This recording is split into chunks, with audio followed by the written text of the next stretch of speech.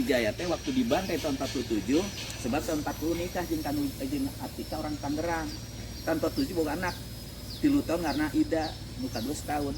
Tak ieu teh Ida anakna ieu sampai teu nyaho naon apalagi anak-anakna saha gitaris band Wali ieu akina ieu. Mana ieu Pak? Oh, si Apoy akina.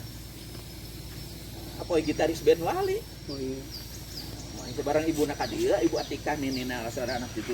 Iya si Apoy ka dia bikin lagu di dia Apoy. Nenekku pahlawanku, gara-gara ketemu Akina.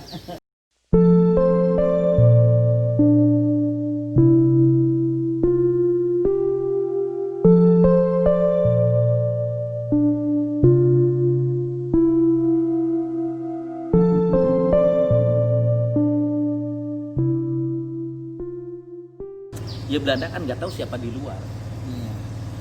Begitu ditarik oleh gue didorong keras oleh tangan kiri, baru ditarik kelihatan perutnya 20 cm, langsung senjata Pak Lukas ini ditempelin ke perut Belanda, ditembak, ya nggak bunyi kan, ya ditempelin mah gitu ya, mati tuh Belanda di pintu. Waduh, aku gimana ketakut, ada dari dalam melihat aku katanya kata Pak Lukas, aku panggul ya berat gede orang gede jangkung, cuma Pak Lukas kecil pendek. Akhirnya diseret bawa keluar sampai di luar jangan 5 meter ditelanjangin tuh Belanda. Buat apa Pak telanjangin? Dia pakai nyamar bajunya. Tapi apa? Itu Belanda nggak pakai celana dalam aja aku telanjangin. Aku pakai bajunya sampai begini longgarnya. Ya orang gede tinggi. Waduh gombrah lah gitu ya. Terus apa? Yang terakhir udah beres, petnya aku ambil pakai sampai hidung. Ya orang gede jangkung gitu ya pakai jema leutik pendek. Tapi begitu masuk aku biar sampai hidung juga. Mengintip ke pintu tengah di ruang kamar. Ternyata di tengah kamar itu yang 7 berjajar pegang senjata duduk. Ada bangku panjang dan aku udah siap masuk ke dalam kata Pak Lukas. Begitu dibuka pintunya tapi jalannya mundur. Dimaju ke depan juga petnya sampai hidung gak kelihatan kan. Udah jangka deket 5 meter, Belanda membentak. Belanda kecil dari mana? Gitu. Ya kalau berpakaian preman dia mah mungkin ya udah ditembak. Ya, karena ini nyamar kan. Iya. Gua kalau dibentak, Belanda kecil dari mana? Akhirnya apa Pak Lukas? Balik kanan, tangan kiri pegang pet dibuka, tangan kanan udah siap pistol tembakin. Mati semua. Itulah Pak Lukas. Hebat. Ya dia udah tahu. Artinya ininya kan secara ininya ya waktu ngintip tadi di sini udah tahu lokasi yang segala macam. Akhirnya apa? Memang orang tukang maling. Senjata Belanda yang panjang tadi dipanggul lagi aja dipaling. Tapi nggak sadar. Jalannya keluar pakai baju Belanda. Iya, manggul senjata pakai baju Belanda, petnya sampai hidung. Pas keluar pintu kata Pak Sanip Nugro, Belanda leutik keluar cina gitu. Makanya dia kan amanat. Harus ditembak kalau ada Belanda keluar. Iya.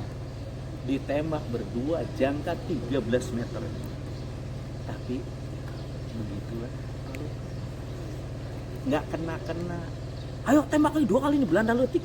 Ditembak lagi jangka 10 meter. Nggak kena lagi. Ya Belanda jagoan cina. Ayo kita tembak ketiga kali, udah 8 meter terdengar oleh Pak Lukas kata dia. Apa? Aku yang suruh nembak kalau ada Belanda keluar. Aku nggak sadar bajunya Belanda. Pas mau ditembak ketiga kali 8 meter, buka aku petnya tangan kiri. Pas mau ditembak, komandan. Nah itu Pak Lukas sampai begitu. Nah ini mohon maaf, itu Pak Lukas waktu cerita tahun 90. Saya 92 datang ke Pak Sanip. Pak Sanip ini orang Dawan Cikanter. Dia mohon maaf pangkatnya terakhir pensiun Letnan Jenderal. Pak Sanip ini. Saya menceritakan itu betul. Aku bukan orang lain. Aku yang nembak sampai begitu. Nah itulah Kapten Lukas waktu itu namanya apa? Dia sekarang menjadi jenderal katanya beliau. Jadi bukan orang lain, bukan siapa aku. Dia sampai mohon maaf waktu itu diseminarkan, katakan diundang secara penuh di gedung DPRD Karawang tahun 92. Dari fraksi ABRI, maksudnya ada 9 kan di rumah DPRD itu ya. Diundang Pak Lukas, Pak Letnan Jenderal Sanipnya, Pak Letnan Jenderal Pigi Sanarki semuanya Pak tahu diundang menyaksikan kebenarannya Pak Lukas dihadiri gedung DPRD waktu sekwannya Pak Iwan. Ya ternyata begitu yang bicara yang pernah nembaknya gitu. Ya mohon maaf, ini Pak Sanit baru meninggal 2016. Saya diundang juga oleh beliau karena saya 92 udah memberi ya HP dari dulu nomor nggak ganti-ganti gitu ya, artinya alhamdulillah. Nah inilah perjalanan Pak Lukas luar biasa. Ya ini setelah ini monumen dibangun 96 ya saya undang, yaitu makanya ini 96 bulan 11 dipotretnya tuh di belakang di sana. Nah ini Pak Lukas, ini Pak Sai yang ditembak 2 kali masih hidup tadi. Ini saya ini yang undang yang tengah waktu DPR periode kedua 96. Alhamdulillah masih lambang Pemda. Ini perjalanan sejarah bangsa. Dipertemukan ditembak 2 kali masih hidup ini Pak Lukas. Tapi apa yang terjadi?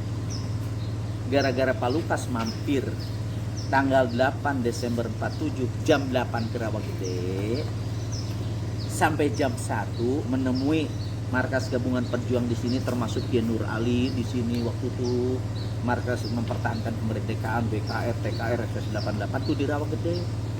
Ternyata jam 1 ini dari mana? Dari Hizbullah Kiai Nur Ali Bekasi. Udah jam 1 kita berangkat serang Silitan. Jadi berangkat jam 1 siang hari Senin. Nah itulah Hizbullah dari Bekasi 104 orang. Jalan kaki dari sini ke Bekasi, bayangkan.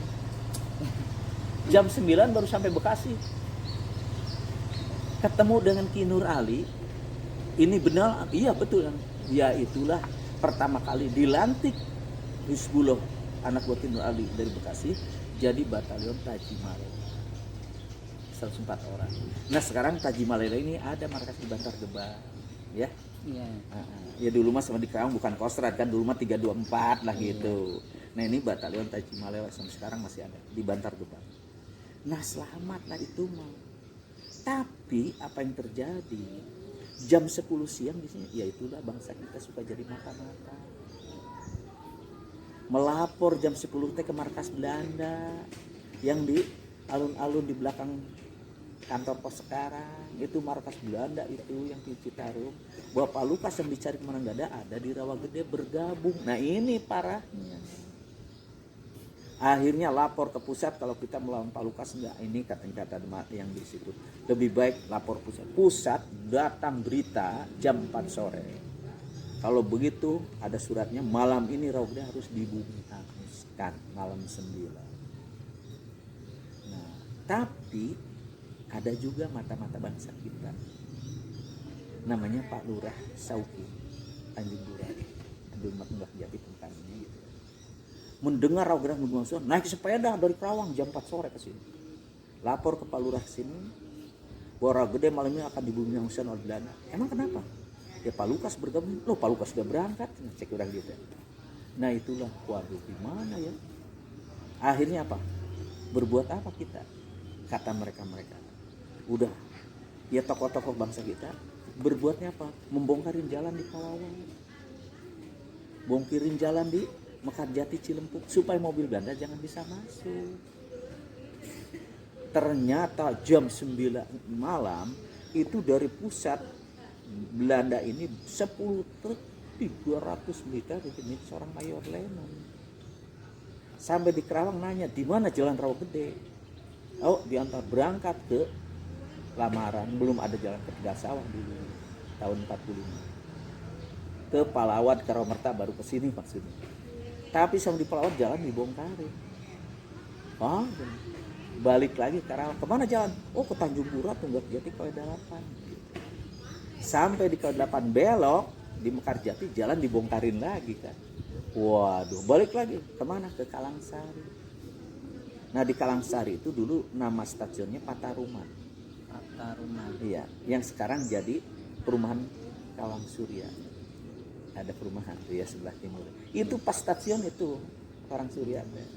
Jadi disitulah 10 truk mobil Belanda dijajarkan. Turun jam 12 malam jalan kaki ke Rawagede. melalui jembatan Beli Putih yang di Kalangsari, Kobakaring ke sini. 1 jam 1 di letter. Oh ini gara-gara Palupas beritanya di Rawa Gede. Ya mohon maaf, jembatan Beli Kalangsari, jembatan Putih sampai sekarang masih ada. Kenapa? Pas saya tahun 77 jadi Pak Lurah, itu dilelangnya jalan kereta termasuk jembatan itu oleh pemerintah PJKA itu tahun 75, dibongkarnya 76 77. Pas 77 saya jadi pejabat kepala desa di sini, artinya di Pak Lurah, itu jembatan Beli dibongkar. Ada yang lapor bahwa jembatan Beli sedang dibongkar, disamperin oleh saya bawa rombongan masyarakat bawa halu serang. Maaf, makanya sampai sekarang utuh. Sebab ini suatu sejarah Belanda masuk ke Rawa Gede melalui jembatan ini. Jembatan Beli itu dari stasiun Pataruma. Jadi sebelah utara udah diketokin, udah bongkar, udah pada lepas. Tapi ya masih utuh sampai sekarang sih. Nah itu mohon maaf, itu saya berbuat itu dulu. Masyarakat bawa apa aja alat untuk jangan dibongkar gitu. Ya alhamdulillah masih utuh sampai sekarang. Itu jembatan Beli namanya. Nah terus apa yang terjadi mulai pagi, digedorin di sini 10 rumah. Yang usia 15 tahun ke atas dikumpulkan 30, 40. Ditanya di Palupas di mana tidak tahu, di mana markas pejuang di Rawa Gede tidak tahu, walaupun tahu. Dibantailah 40, 30 sampai berjalan. Malah Belanda artinya kurang puas. Pas jam 10 siang ada pinggir kali 40 orang dijajarkan pinggir kali. Maksudnya kalau ini ditembak, masa iya ini nggak ngaku? Kalau takut ditembak kan gitu. Tanya yang satu, di mana Palupas? Tidak tahu. Di mana markas pejuang di sini? Tidak tahu. Udah tahu di sana. Tapi tetap dia tidak tahu, dibantal. Nyebur ke kali. Yang kedua ditanya lagi, ya kalau takut mati mungkin dia, di sana mungkin sih Sungantar kan gitu ya. Tapi hebatnya semua bilang tidak tahu, dibantai tekdung semuanya 40. Satu pun nggak ada yang berbicara. Ya makanya mohon maaf, dulu ada kalimat janda tekdung di sini. Janda tekdung, karena ditembaknya tekdung. Nah akhirnya apa? Ini salah satu keluarga Ibu Martem yang dipatukan di atas itu yang dilukis itu. Waktu jam 11 dia melihat turun di rumahnya panggung di sana. Kesini ada pembantaian dan samperin. Kok laki-laki dari 15 tahun ke atas. Anaknya umur 15 tahun si Atung, kakaknya 17 Adu. Berarti sasaran Belanda. Lari ke rumah panggungnya. Sampai bilang, awas Pak, jangan dibuka ya kalau ada Belanda datang ke sini. Kenapa? Anak kita jadi sasaran pembantaian semua laki-laki dari 15 tahun ke atas. Oke. Tapi 1 jam kemudian datang ke sana. Digedor pintu, nggak dibuka-buka. Lama-lama nggak dibuka-buka, dibakar tuh rumah itu. Pas mau habis bahkan merintahkan, Atung, Adul, kamu lari ke selatan biar aku dengan ibu ke utara. Jadi pas habis pembakaran, loncat bagi 2 ya dikejar bapaknya. Sampai luka-luka itu setengah jam terbantailah bapaknya. Kalau wanita nggak ada dibantai di sini, semua laki-laki.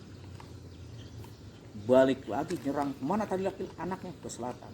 Pas di selatan ini lama udah buka baju, si Adul udah tinggal pakai celana pendek aja, Atung udah sampai aja baju masih dipakai. Datang Belanda mau turun maksudnya ke kali. Ternyata ditodong berangkulan. Ya dibantai di pinggir mati semua. Sedang berangkulan. Setengah jam lebih, hampir 1 jam, darah juga keluar semua, dihanyutkan, didorong. Jadi hanyut Atung. Hari Selasa sore. Tapi apa yang terjadi? Ibunya udah jam 2 lewat. Kemana anakku tadi lari ke sini? Ada yang tahu?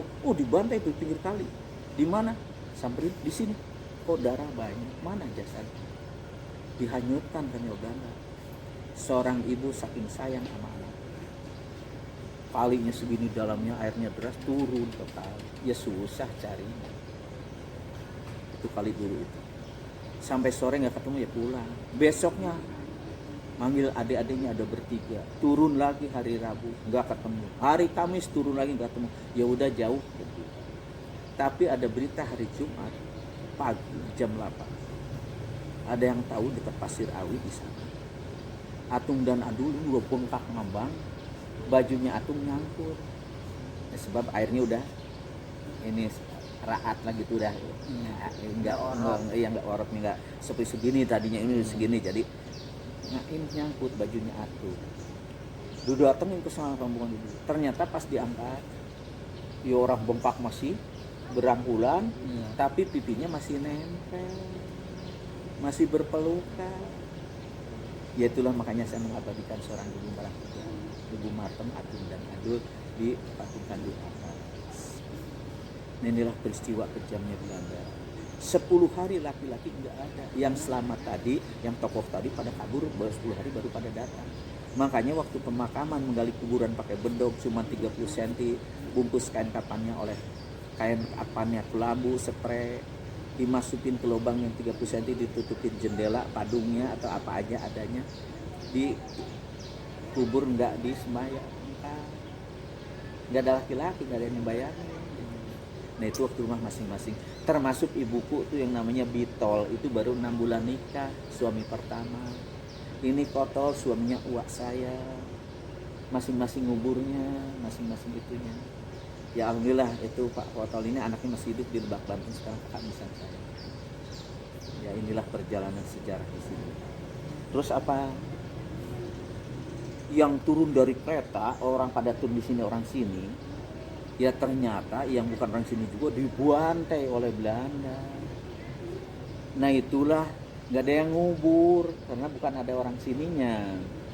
Itulah tulang-tulang berserakan di Rabudete itu. 10 hari lagi udah datang, ada yang kelompok 20, ada yang 40, kok ini tulang. Jadi kubur massal.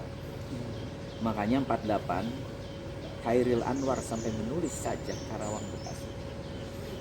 Itu di rumahnya orang Rawagede. Nah, itulah sajak Karawang Bekasi. Nah itulah tulang berserakan ya di massal. Nah ini makanya 10 November 51 dibuat Taman Pahlawan, dipindahkan tulang. Bukan makam asli di sini, tapi tulang semuanya pemindahan. Iya. Dari 431 korban yang hanyut di air lebih dari ratusan, ya nggak ada makannya. Tadi yang tulang-tulang berserakan ya nggak dipindahin, siapa namanya nanti tulang itu. Nah ini memang digali di rumah masing-masing. Dibungkusin lagi pakai kain kapan, ditulisin namanya. Makanya ibu ini siapa, anak ibu nama siapa, Sile. Ibu siapa, ini suami ibu namanya Kutang. Ini siapa bu, suami ibu namanya Cengek. Ada Teler, ada Sebel, ada apapun, ini nama dari keluarganya, bukan asal nama.